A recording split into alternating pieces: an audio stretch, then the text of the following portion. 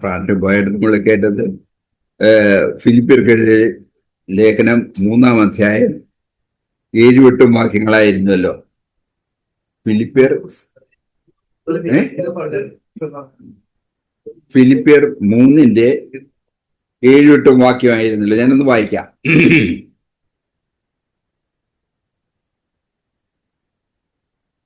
എങ്കിലും എനിക്ക് ലാഭമായിരുന്നതൊക്കെയും ഞാൻ ക്രിസ്തു നിമിത്തം ഛേദം എന്ന് എണ്ണിയിരിക്കുന്നു. അത്രയുമല്ല, എന്റെ കർത്താവായ യേശു ക്രിസ്തുവിനെ കുറിച്ചുള്ള പരിജ്ഞാനത്തിന്റെ ശ്രേഷ്ഠത നിമിത്തം ഞാൻ ഇപ്പോഴും എല്ലാം ഛേദം എന്ന് എണ്ണുന്നു. പൗലോസിന് ഒരു വെളിപ്പാട് ജ്ഞാനിലാണ് ഇതെല്ലാം ലഭിച്ചത്.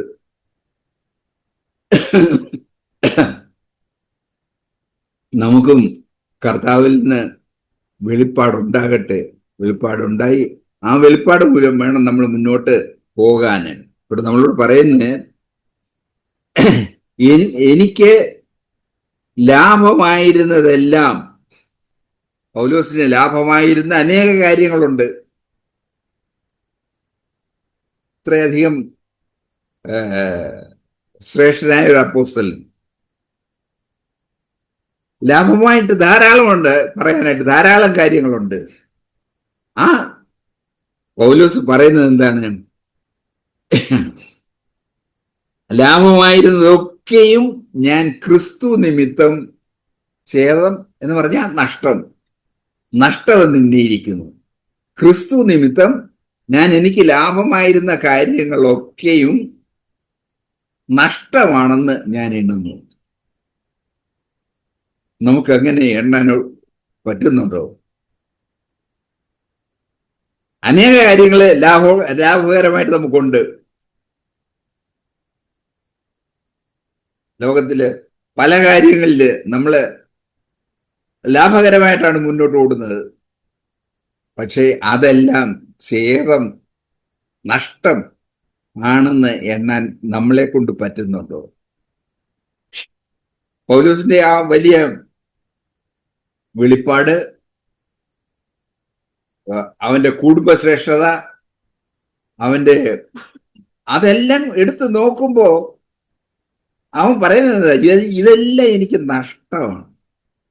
എങ്ങനെയാ അത് നഷ്ടമായി തീർന്നത്? ഈ യേശുക്രിസ്തുവില് അവൻ വിശ്വസിച്ച് യേശുക്രിസ്തുവിനെ അവന്റെ രക്ഷിതാവായി സ്വീകരിച്ച് മുന്നോട്ട് പോകുമ്പോ അവന് ആ ലാഭമായിരുന്നതെല്ലാം അവന് നഷ്ടമായി തീർന്നു. നമുക്കങ്ങനെ നഷ്ടമായി എണ്ണാൻ നമ്മളെ കൊണ്ട് കഴിയുന്നുണ്ടോ? നഷ്ടമായിരുന്നു, ഇത് നഷ്ടമാണ് എന്നെണ്ണാൻ നമ്മളെ കൊണ്ട് കഴിയുന്നുണ്ടോ?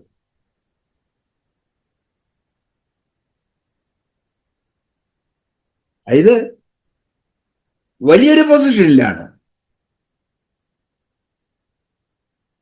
ആ വലിയ പൊസിഷനിൽ അതെല്ലാം അവിടെ നിൽക്കുമ്പോ തന്നെ അതെല്ലാം ഏറ്റവും നഷ്ടമാണെന്ന് എണ്ണാൻ. ഈ ലോകത്തിൻ്റെതെല്ലാം നമുക്ക് നഷ്ടമാണ്.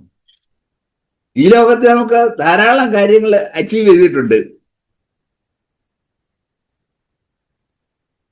അതെല്ലാം ലോകപ്രകാരം നോക്കുമ്പോൾ വളരെ ശ്രേഷ്ഠതയുള്ളതാണ്. പക്ഷേ ക്രിസ്തുവിന്റെ മുഖത്തിൽ വെച്ച് നമ്മൾ നോക്കുമ്പോൾ അത് നമുക്ക് നഷ്ടമാണെന്ന് എണ്ണാൻ നമ്മളെ കൊണ്ട് പറ്റുമോ? ഇതിനെ നഷ്ടമായി എടുക്കാൻ നമ്മളെ കൊണ്ട് കഴിയുമോ?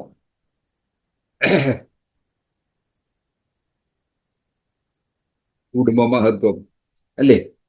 ഞാൻ ഇന്ന കുടുംബത്തിലെ ഇന്ന ആളാണ്, അത് പറയുമ്പോ തന്നെ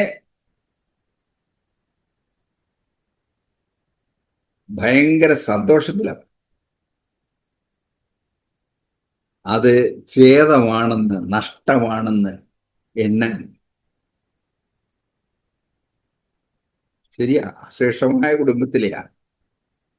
പക്ഷേ ഞാനിപ്പോ ഏത് കുടുംബത്തിലെയാണ്? ഞാൻ ഇന്ന് യേശുക്രിസ്തുവിന്റെ കുടുംബത്തിലെയാണ്. ലോകം നോക്കുമ്പം യേശുക്രിസ്തു ആരാ? ഒരു ക്രൂശിൽ മരിച്ച മനുഷ്യൻ ക്രൂശായിരുന്നു. അവന്റെ മഹാത്മ്യം പറയാൻ ക്രൂശായിരുന്നു. പക്ഷേ നമ്മൾ നോക്കുമ്പോഴോ അവൻ അതാ മൂന്നാം ദിവസം അവൻ ഉയർത്തെഴുന്നേറ്റ് മഹിമയിലേക്ക് അവൻ പ്രവേശിക്കുന്നു. പിതാവിന്റെ വലതുഭാഗത്ത് അവൻ ഇരിക്കുന്നു.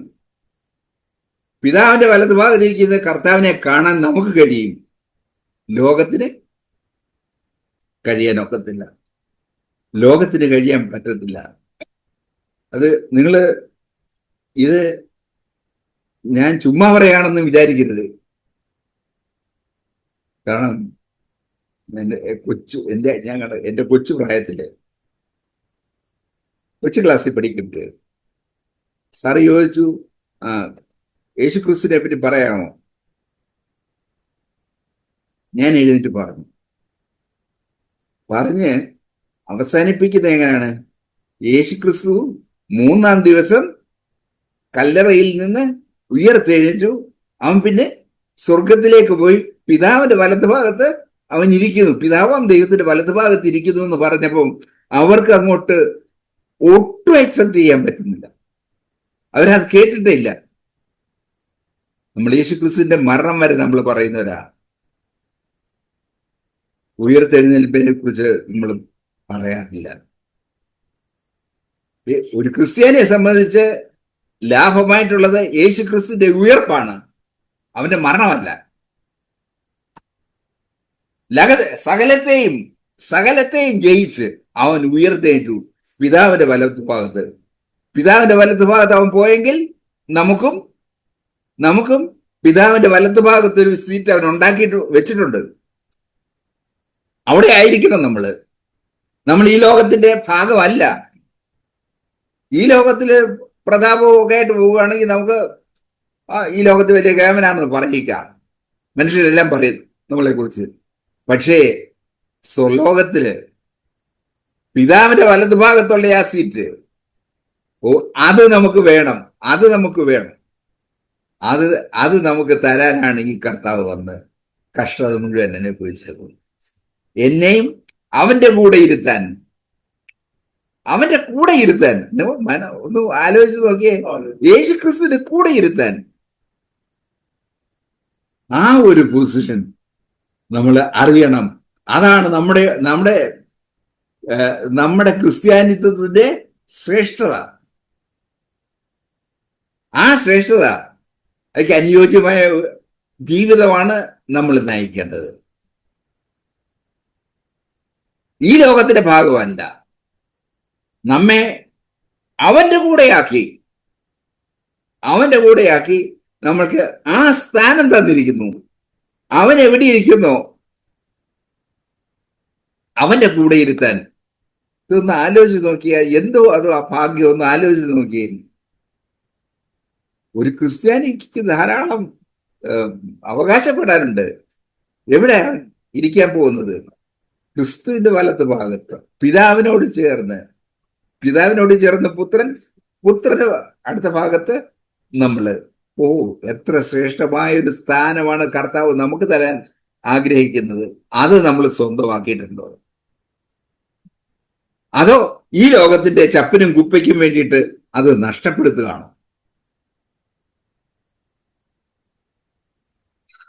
നമുക്ക് ആർക്കും അത് നഷ്ടപ്പെടുത്താൻ ഇടയാകരുത്. നമുക്ക് കർത്താവിന്റെ അടുത്ത് തന്നെ ആ സീറ്റ് തന്നെ നമുക്ക് വേണം. അതുകൊണ്ട് എൻ്റെ സഹോദരന്മാരോടും എനിക്ക് പറയാനുള്ളത്, നമ്മുടെ ജീവിതത്തെ നമ്മൾ ക്രമപ്പെടുത്തണം. നമ്മുടെ ജീവിതത്തെ നമ്മൾ ക്രമപ്പെടുത്തിയിട്ട് ഈ ലോകത്തെ നമ്മൾ സമ്പാദിച്ചെന്ന് വരത്തില്ല, പലതും നഷ്ടമാക്കിയെന്ന് വരും. എന്നാൽ ക്രിസ്തുവിന്റെ വലതുഭാഗത്ത് കർത്താവിനോട് ചേർന്ന് ഉള്ള ആ ക്രിസ്തുവിന് ഇരിപ്പിടത്തിൽ തന്നെ ഇരിക്കാനുള്ള ഭാഗ്യം നമ്മൾ നഷ്ടപ്പെടുത്തരുത്.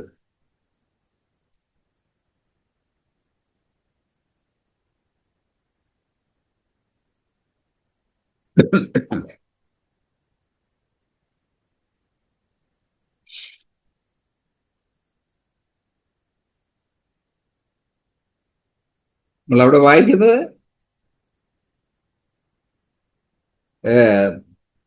എനിക്ക് എനിക്ക് ലാഭമായിരുന്നതൊക്കെ ഞാൻ ക്രിസ്തു നിമിത്തം ഛേദമെന്ന് എണ്ണിയിരിക്കുന്നു, നഷ്ടമെന്ന് എണ്ണിയിരിക്കുന്നു. അത്രയുമല്ല, എന്റെ കർത്താവായ യേശുക്രിസ്തുവിനെ കുറിച്ചുള്ള പരിജ്ഞാനത്തിന്റെ ശ്രേഷ്ഠത നിമിത്തം ഞാൻ ഇപ്പോഴും എല്ലാം ഛേദം എന്ന് എണ്ണുന്നു. എന്തിനാ ഇപ്പോഴും എല്ലാം ഛേദം എന്ന് എണ്ണുന്നേ?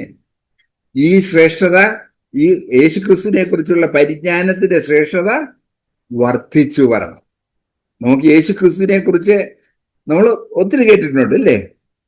യേശുക്രിസ്തുവിനെ കുറിച്ച് ഒത്തിരി കേട്ടിട്ടുണ്ട്. പക്ഷേ യേശുക്രിസ്തുവിനെ മുഴുവനായിട്ട് നമുക്ക് അറിയാൻ കഴിഞ്ഞിട്ടുണ്ടോ?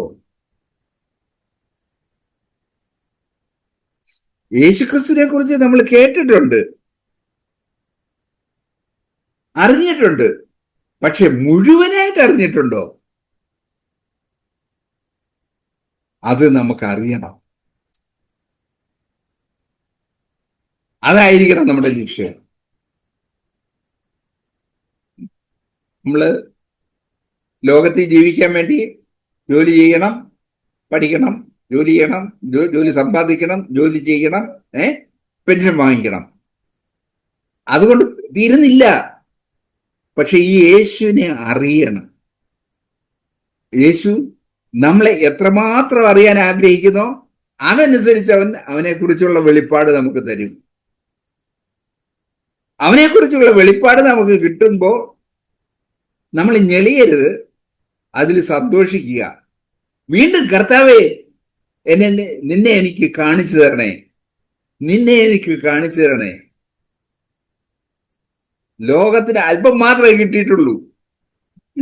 ഈ ലോകത്തിന്റെ ഒരു ഭാഗത്തിരിക്കുന്ന എനിക്കും യേശുവിനെ കുറിച്ച് അല്പം മാത്രമേ കിട്ടിയിട്ടുള്ളൂ. കർത്താവേ, നിന്നെ കുറിച്ചുള്ള വലിയ വെളിപ്പാടുകള് തരണേ കർത്താവേ, എന്നെ അറിയിക്കണേ കർത്താവേ. എനിക്ക് എന്റെ കാര്യത്തിനും എന്റെ സമശിഷ്ടങ്ങളുടെ ആവശ്യത്തിനും ഉപയോഗിക്കുവാൻ തക്കോണം കർത്താവെ നിന്നെ കുറിച്ചുള്ള വെളിപ്പാട് ധാരാളമായിട്ട് തന്നുകൊണ്ടിരിക്കണമേ കർത്താവെ. ഇതായിരിക്കണം നമ്മുടെ പ്രാർത്ഥന. കർത്താവ് നമുക്ക് വെളിപ്പാട് തരാൻ തയ്യാറാണ്. പക്ഷെ നമ്മള് അത് ചോദിച്ചു വാങ്ങിക്കണം. അവൻ തരാൻ തയ്യാറാ, ചോദിക്കുന്നവർക്ക്, ഇല്ലാത്തവർക്ക് കൊടുക്കുകയില്ല. കർത്താവെ, നിന്നെ കുറിച്ചുള്ള വെളിപ്പാട് ധാരാളമായിട്ട് ലഭിക്കാൻ ഞാൻ ആഗ്രഹിക്കുന്നു കർത്താവെ, നീ തരണേ എന്നുള്ളതാകട്ടെ നമ്മൾ പ്രാർത്ഥന. പുത്രനാം ദൈവമായിട്ട് നീ ലോകത്തിലേക്ക് വന്നു. നീ പുത്രനാം ദൈവമായിട്ട് ലോകത്തിലേക്ക് വന്നത് എന്നെ വീണ്ടെടുക്കാനാണ്, ലോകത്തെ വീണ്ടെടുക്കാനാണ്. അത് ഞാൻ നിഷേധിക്കുന്നില്ല. പക്ഷെ എന്നെ വീണ്ടെടുക്കാനാണ് നീ വന്നത്. നീ എന്റെ വീണ്ടെടുപ്പ് സാധിച്ചു. ലോകത്തിൽ ഒരു മനുഷ്യനും ഇല്ലായിരുന്നെങ്കിലും എനിക്ക് വേണ്ടി കർത്താവ് വന്ന് ക്രൂശിൽ മരിക്കുമായിരുന്നു. കാരണം എന്നെ ഈ പാതാളത്തിൽ വിടാനല്ല കർത്താവ് ആഗ്രഹിക്കുന്നത്, അവന്റെ കൂടെ ഇരുത്താൻ. ഈ യേശുവിന്റെ കൂടെ ഇരിക്കാൻ ആഗ്രഹമുണ്ടോ? യേശു നമ്മുടെ കൂടെ ഉണ്ടെങ്കിൽ എത്ര മനോഹരമാകും നമ്മുടെ ജീവിതം. ആ ജീവിതം നയിക്കാൻ നമുക്കിടയാകട്ടെ.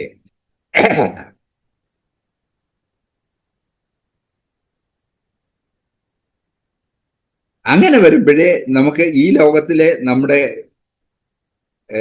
എല്ലാം ഛേദം, നഷ്ടം എന്ന് എണ്ണാൻ കഴിയത്തുള്ളൂ. അല്ലെങ്കിൽ നഷ്ടം എന്ന് എണ്ണാൻ നമുക്ക് കഴിയത്തില്ല.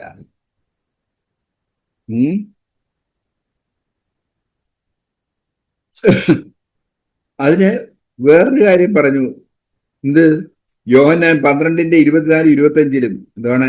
ഗോതമ്പ് മണി നിലത്ത് വീണ് ചാകുന്നില്ല എങ്കിൽ അതുപോലെ ഇരിക്കും. ഗോതമ്പ് മണി നിലത്ത് വീണു,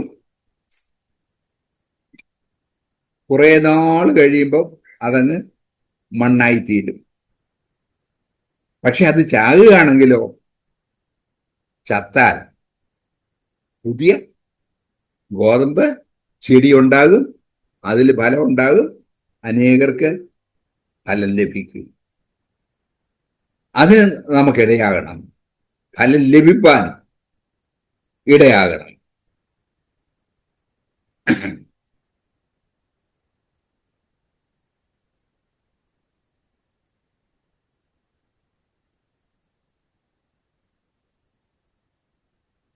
ഒരു മനുഷ്യൻ സർവ്വലോകവും നേടിയിട്ട് തന്നെത്താൻ നശിപ്പിച്ചാൽ അവന്റെ നിത്യജീവൻ നഷ്ടപ്പെടും. എല്ലാം നേടി, പക്ഷേ നിത്യജീവനെ നമ്മൾ മുറുകെ പിടിക്കണം. നമുക്ക് പറ്റാത്ത കാര്യവും അതാണ്, നിത്യജീവനെ മുറുകെ പിടിക്കാൻ. അതിന് ഒരു പ്രത്യേക ഒരു ബാക്കിയൊന്നും നമ്മൾ കാണരുത്. നിത്യജീവനെ നമ്മൾ കണ്ടാൽ മാത്രമേ നമുക്കതിനെ മുറുകെ പിടിക്കാൻ പറ്റത്തുള്ളൂ. പല കാര്യങ്ങൾ കൊണ്ട് നമ്മളെ മറയ്ക്കും. പിശാചും ലോകവും പല കാര്യങ്ങൾ കൊണ്ട് നമ്മളെ മറയ്ക്കും, നിത്യജീവനെ കാണാൻ സമ്മതിക്കാതെ. എന്നാൽ നമുക്ക് നിത്യജീവനെ മുറുകെ പിടിച്ചുകൊണ്ട് നിത്യജീവൻ എന്ന് പറയുന്നത് അവസാനമില്ലാത്ത ജീവനല്ല, യേശുവിന്റെ ജീവൻ. യേശുവിന്റെ ജീവനാൽ പിടിക്കപ്പെട്ടവനായി ജീവിപ്പാനായിട്ട് നമ്മളെ ഓരോരുത്തരെയും കർത്താവിന്റെ കയ്യിൽ നമുക്ക് കൊടുക്കാം. കർത്താവെ, നിത്യജീവനാൽ പിടിക്കപ്പെട്ടവനായി ജീവിപ്പാനായിട്ട് ഞാൻ എന്നെ തരുന്നു. അങ്ങനെയുള്ളവൻ എന്താണ് പറയുന്നേ? അങ്ങനെയുള്ളവന് ലോകത്തിന് സ്നേഹിതനാകുവാൻ ഇച്ഛിക്കുന്നവനെല്ലാം ലോകത്തിന്റെ ജീവനെ സ്നേഹിക്കുന്നവനെല്ലാം ദൈവത്തിന്റെ ശത്രുവാകും. നമുക്ക് ദൈവത്തിന്റെ ശത്രുവായി നമുക്ക് ജീവിക്കണ്ട. അതുകൊണ്ട് ലോകത്തിന്റെ സ്നേഹിതനാകണ്ട. ലോകത്തിന്റെ സ്നേഹിതനായി പോകും എന്നുള്ളത് കൊണ്ടാണ്, അതെ, ലോകത്തിന്റെ സ്നേഹിതനായാൽ ദൈവത്തിന്റെ ശത്രുവാകും എന്നുള്ളത് കൊണ്ട് എനിക്ക് ലോകത്തിന്റെ സ്നേഹിതനാകണ്ട. എനിക്ക് കർത്താവിന്റെ സ്നേഹിതനായി, കർത്താവിന്റെ മകനായി നമുക്ക് ഓരോരുത്തർക്കും ജീവിക്കാം. അതിനായിട്ട് ദൈവം നമ്മളെ ഓരോരുത്തരെയും സഹായിക്കട്ടെ. ദൈവനാമത്തിന് മഹത്വം ഉണ്ടാകട്ടെ. ഉറക്കം എല്ലാവർക്കും തുടങ്ങിയെന്ന് അറിയാം, എന്നാലും രണ്ടു വാക്ക് പറയാനിരിക്കാനും ഒക്കുകയല്ല. അതുകൊണ്ട് ആദ്യം എൻ്റെ ജീവിതത്തിലെ ഒരു ചരിത്രം പറയാനായിട്ട് തുടങ്ങാം. ഇതുമായിട്ട് വലിയ ബന്ധമൊന്നും ഇല്ലെങ്കിലും ആത്മീയ ജീവിതത്തിന്റെ തുടക്കത്തിലുള്ള ചരിത്രമാണ്. 25 വർഷമായി സഭ. ജൂൺ 4 മെയ് മാസം, അതിന്റെ ഏപ്രിൽ മാസത്തിൽ ഞങ്ങൾ ഈ ചർച്ച ചേരാനായിട്ട് തീരുമാനിച്ചിരുന്നു, ഗർഭം പ്രകാരം ഞാനും കൂടെ. അപ്പൊ അന്ന് വരുന്ന കാര്യത്തെപ്പറ്റി തീരുമാനിച്ചിരുന്നത് ഞാനും ഗർഭം പ്രകാരം സിസ്റ്ററും. ക്ലാരമയെ അങ്ങനെ കൂട്ടുന്ന കാര്യത്തെപ്പറ്റി ചിന്തിച്ചുമില്ല, ക്ലാരമയായിട്ട് പറഞ്ഞുമില്ല. അതുകൊണ്ട് അങ്ങനെ പോരാനൊക്കെ തീരുമാനിച്ചിരിക്കുകയാണ്. അപ്പൊ ആ ദിവസങ്ങളിൽ കനിയിലുള്ള ഒരു സഹോദരൻ ഇവാഞ്ചലിക്കൽ ചർച്ചിലെയാണ്. പുള്ളി പ്രായമായിട്ട് രക്ഷിക്കപ്പെട്ട വ്യക്തിയാണ്, എപ്പോഴും കറങ്ങി വരും, പ്രാർത്ഥിക്കും. അപ്പം പുള്ളി വന്ന് പ്രാർത്ഥിച്ചിട്ട് ചോദിച്ചു, നിങ്ങൾ സഭയിൽ പോകുന്നെന്ന് കേട്ടല്ലേ അമ്മ? അതെ, പോവുക. അപ്പോൾ പുള്ളിക്കാരത്തി വരുമോ? ക്ലാരന്റെ ഉദ്ദേശം. ഞാൻ പറഞ്ഞ് വരുമോന്ന് അറിയത്തില്ല. അപ്പം ഒരു ഉപദേശം പറയാം, 2 വള്ളത്തെ പോരും, 2 പേരും കേട്ടോ, 1 വള്ളത്തെ പോകണം എന്നൊരു ഉപദേശമൊക്കെ പറഞ്ഞിട്ട് ഇന്ന് 386 പാട്ട് പാടി. ഞാൻ അതുകൊണ്ടാണ് ഈ കാര്യം ഓർക്കാനും പറയാനിടയായത്. 386 പാട്ട് പാടി പ്രാർത്ഥിച്ചു പോവുകയും ചെയ്തു. പോയി ഒരു 3 മാസം കഴിഞ്ഞപ്പോൾ ആൾ മരിക്കുകയും ചെയ്തു, അറ്റാക്കായിരുന്നു. അപ്പം വളരെ തീക്ഷ്ണതയോടെ അവസാന സമയത്തേക്ക് വന്ന്, ആദ്യകാലത്തെ ആള് ശരിയല്ലായിരുന്നു, അതുകൊണ്ട് തന്നെ മാനസാന്തരത്തിലേക്ക് വരേണ്ടി വരും. അപ്പം ഇന്ന് 386 പാട്ട് പാടിയപ്പോൾ ഞാൻ ആ കാര്യം ഓർത്തു. അപ്പം അങ്ങനെ ഈ സഭയിൽ വന്ന് എത്താൻ കഴിഞ്ഞു എന്നുള്ള ഒരു പ്രാർത്ഥനയില്, ആ ഒരു ഉപദേശത്തിലും ക്ലാരമയ്ക്ക് ഒരു സ്റ്റെപ്പ് വെക്കാനൂടെ ഒരു ഉത്സാഹമായി. അത് കഴിഞ്ഞ് പറയുകയും ചെയ്തു, പുള്ളി ഇങ്ങനെ പ്രാർത്ഥിച്ചിട്ടൊക്കെയാണ് പോയിരിക്കുന്നത്. അപ്പോൾ അതുകൊണ്ട് ഞാനും വരുന്നു എന്ന് പറയും. ശരി, എന്നാൽ പോര്. അങ്ങനെയാണ് ഞാൻ ജൂൺ 4 തീയതി 2000 ജൂൺ 4 ഈ ചർച്ചിലേക്ക് വരുന്നത്. ജോബി ജോഷൊക്കെ ആയിട്ട് ആട്ടെ. ഞാൻ ഈ കഥ പറഞ്ഞെന്നാന്ന് ചോദിച്ചാൽ, ഇന്നത്തെ പാട്ട് പാടിയപ്പോൾ ഞാൻ ആ കാര്യം ഓർത്തു. ജീവിതത്തിന്റെ തുടക്കത്തിലെ ചില കാര്യങ്ങൾ, മനസാന്തരത്തിന്റെ അനുഭവത്തിലേക്ക് അല്ലെങ്കിൽ സഭയിലേക്ക് വരാനുള്ള ചില കാര്യങ്ങളാണല്ലോ, അതുകൊണ്ടൊക്കെ പറഞ്ഞതാണ്. ശരി, നമുക്ക് ഇന്ന് കേട്ട വചനം വളരെ ആഴത്തിലും അതിൻ്റെ പരപ്പിലും ഒപ്പം തന്നെ ലഘുവായും ഒക്കെ നമ്മൾ ആ വചനങ്ങളെ കേട്ടു. കൂടുതൽ ഉപദേശത്തിന്റെ ആവശ്യമില്ലെന്നറിയാം. എങ്കിലും നമ്മളെല്ലാം ക്രിസ്തീയ ജീവിതത്തിലായിരിക്കുന്നത് യേശു ക്രിസ്തുവിനോട് കൂടി ജീവിക്കുക. അപ്പോൾ ജീവിച്ചിട്ട് എന്ത് ലഭിക്കും? നമുക്കൊരു പ്രതിഫല പ്രതീക്ഷയുണ്ട്. ജഗബ്രദർ പറഞ്ഞ കണക്ക് സ്വർഗത്തിൽ വലതുഭാഗത്തിരിക്കുന്നവനോട് കൂടെ നമുക്കും ഒരു സ്ഥാനം കിട്ടണം. ശിഷ്യന്മാരും അന്നത് ആഗ്രഹിച്ചത്. അപ്പോഴവരത് ആഗ്രഹിക്കുകയും ചോദിക്കുകയും ചെയ്തു, എന്നാ കിട്ടും? അപ്പം കർത്താവ് പ്രതിഫലം പറഞ്ഞു, 12 ഗോത്രങ്ങളെ വെച്ചുകൊണ്ട് നിങ്ങൾ സ്വർഗത്തിൽ എന്നോടുകൂടി ആയിരിക്കുന്ന ഒരു കാര്യമല്ല. അത് അന്തുമായിട്ട് അത് ആ കാര്യത്തെ പറ്റിയുപരായിട്ട് നമുക്ക് ഗോത്രത്തെ വിധിക്കാനൊന്നും ഇല്ല. നമുക്ക് അവിടെ ഒരു സ്ഥാനം, എന്നാലും നല്ലൊരു സ്ഥാനം നമുക്ക് കർത്താവ് വാഗ്ദാനം ചെയ്തിട്ടുണ്ട്. അപ്പോൾ ലൂക്കയുടെ 9:23-26 പറയുമ്പോഴേ ക്രൂശ് എടുക്കണം, എല്ലാം ചിരിച്ച് ക്രൂശ് എടുക്കണം എന്ന കാര്യത്തെപ്പറ്റി പറയുമ്പോഴേ അവർക്ക് ക്രൂശ് എടുത്താൽ എന്ത് കിട്ടും എന്നുള്ള കാര്യത്തെപ്പറ്റി ഒരു ചിന്ത അവർക്കും ഉണ്ടായിരുന്നു, നമുക്കും ഉണ്ട്. അപ്പൊ നമുക്ക് പ്രതിഫലമുണ്ട്.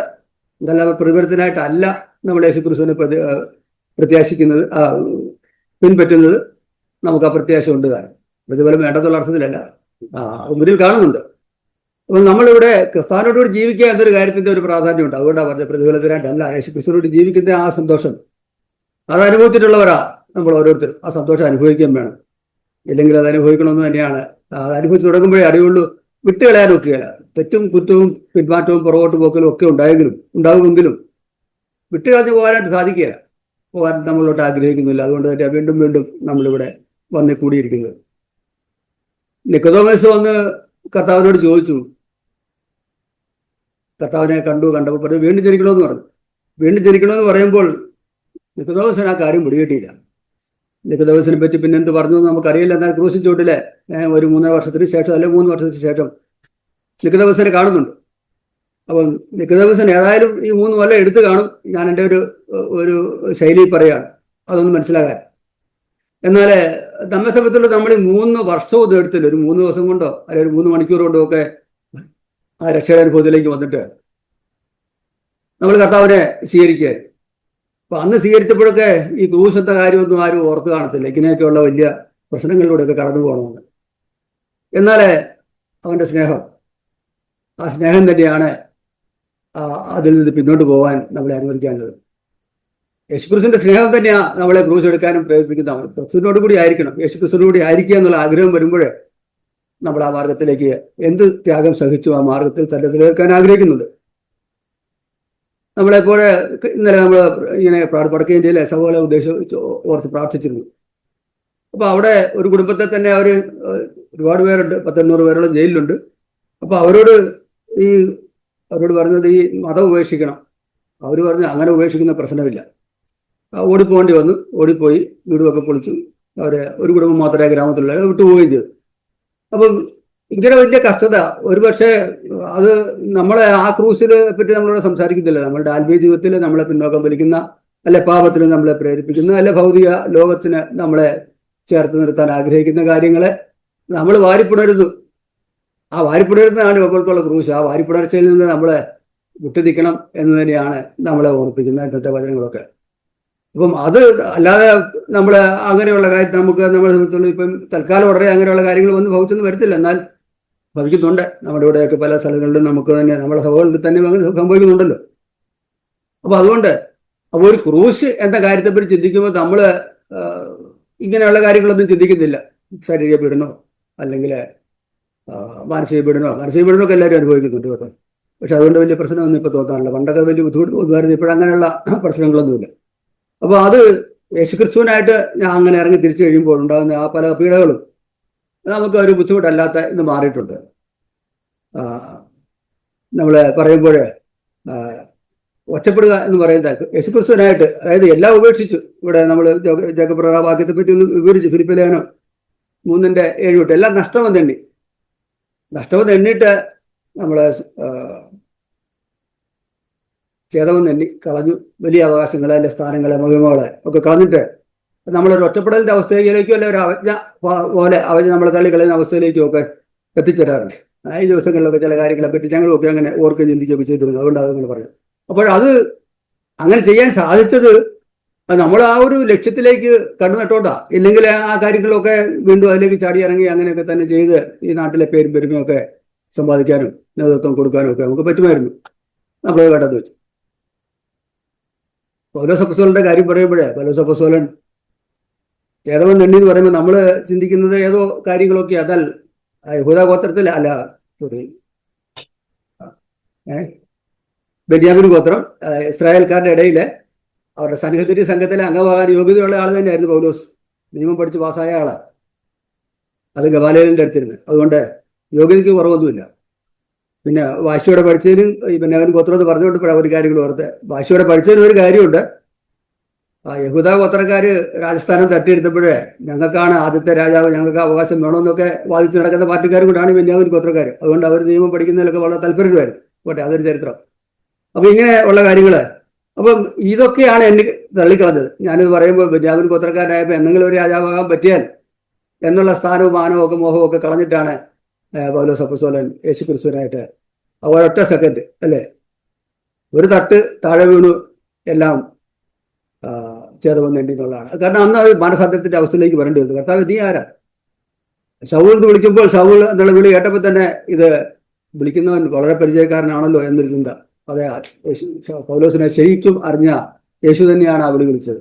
അപ്പൊ അതുകൊണ്ട് എല്ലാം ഛേദമെന്ന് എണ്ണിട്ട് പോകാനുള്ള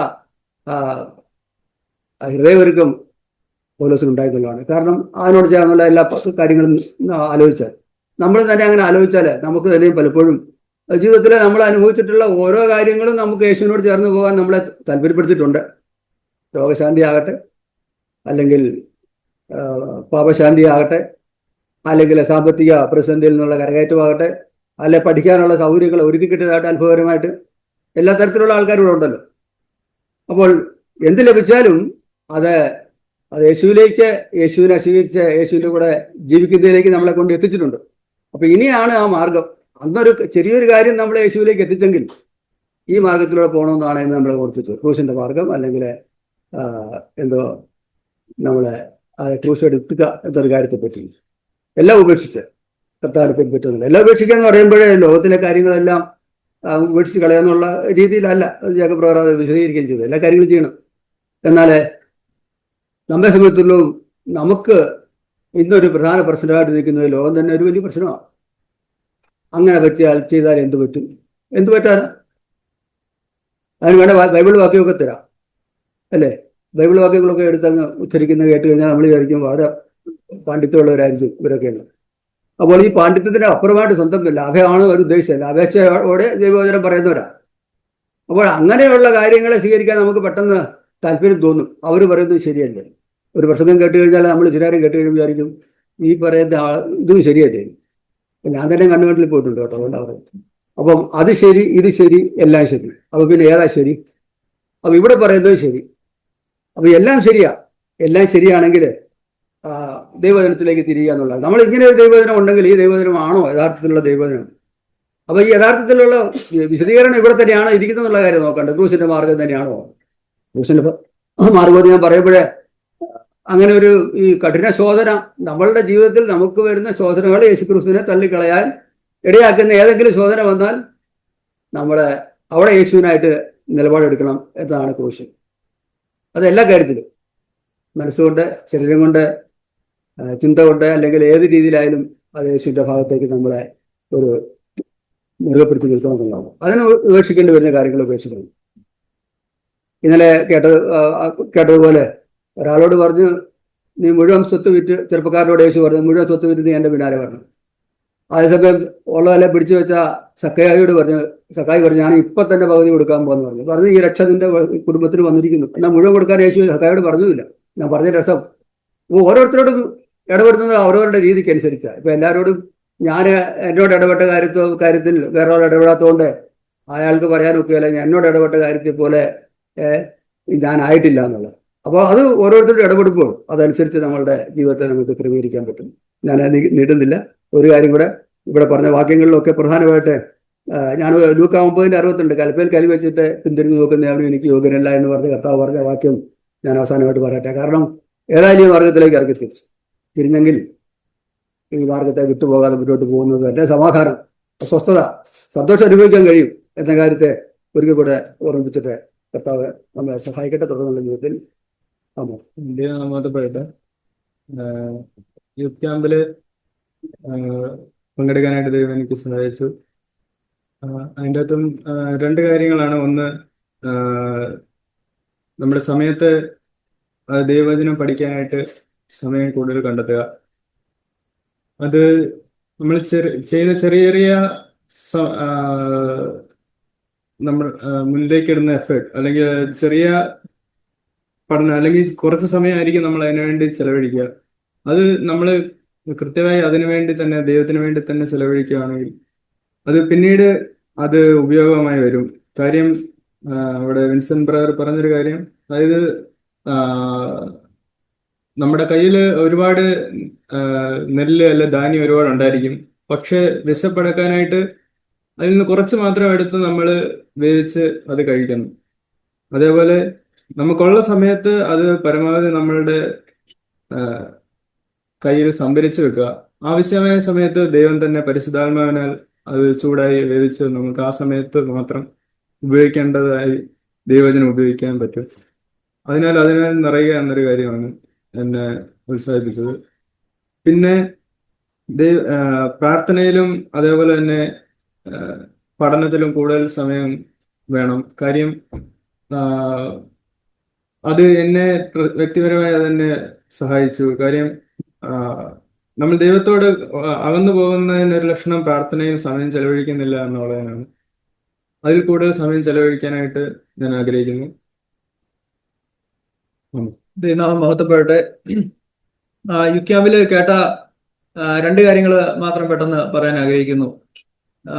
സത്യസന്ധമായി പറഞ്ഞാൽ ഈ രണ്ട് കാര്യങ്ങളിലാണ് ആ യൂത്ത് ക്യാമ്പിന് ശേഷമുള്ള ഇപ്പോൾ ഒരു മാസം കഴിഞ്ഞിരിക്കുന്ന ഏതാണ്ട് ഈ ഒരു മാസം ഞാൻ ഏറ്റവും കൂടുതൽ പരാജയപ്പെട്ടതും ഈ രണ്ട് കാര്യങ്ങളിൽ തന്നെയാണ്.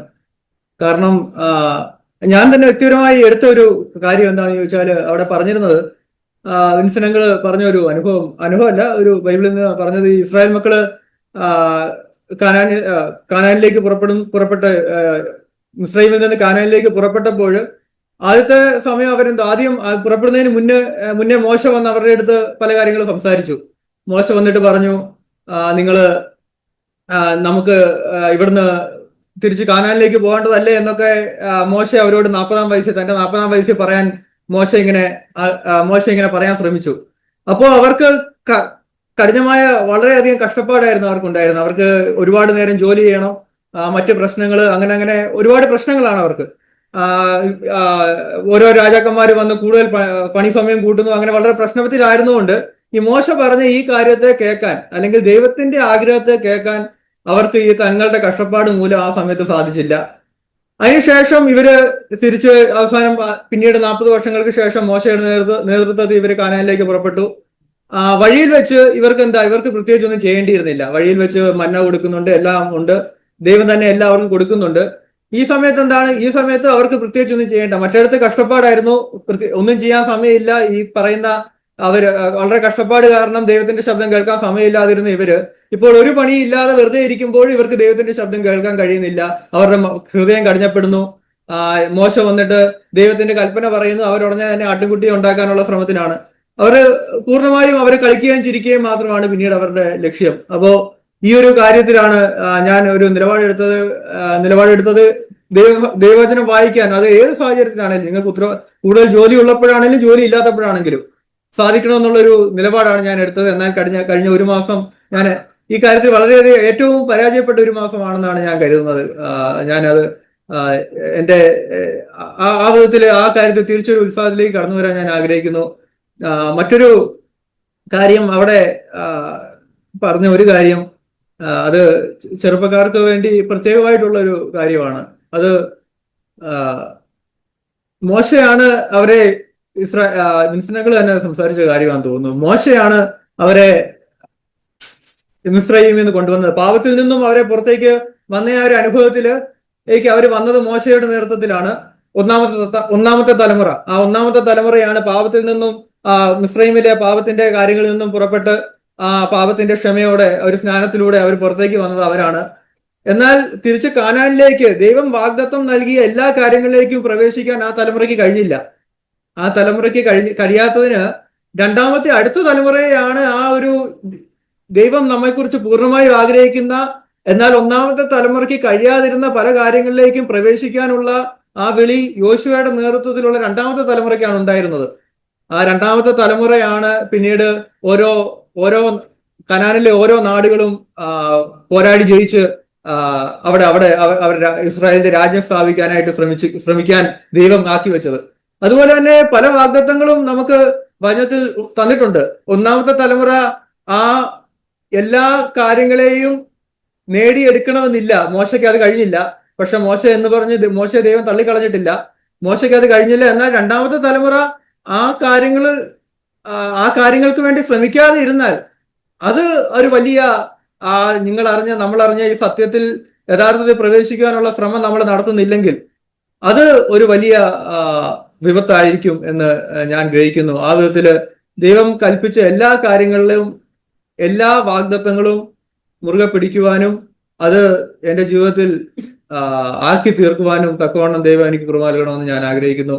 എനിക്കായി പ്രത്യേകിച്ച് പ്രാർത്ഥിക്കണമെന്ന് ആഗ്രഹിക്കുന്നു. ഇതുമായി ബന്ധപ്പെട്ടല്ല, അല്ലാതെ തന്നെയും പാപത്തിന്റെ ചതിയാൽപ്പെട്ട് ഓരോ നിമിഷവും നിരുത്സാഹത്തിന്റെ ജീവിതത്തിലേക്ക് പോകാനുള്ള വളരെ വലിയൊരു സാധ്യത ഞാൻ എൻ്റെ ജീവിതത്തിൽ കാണുന്നു.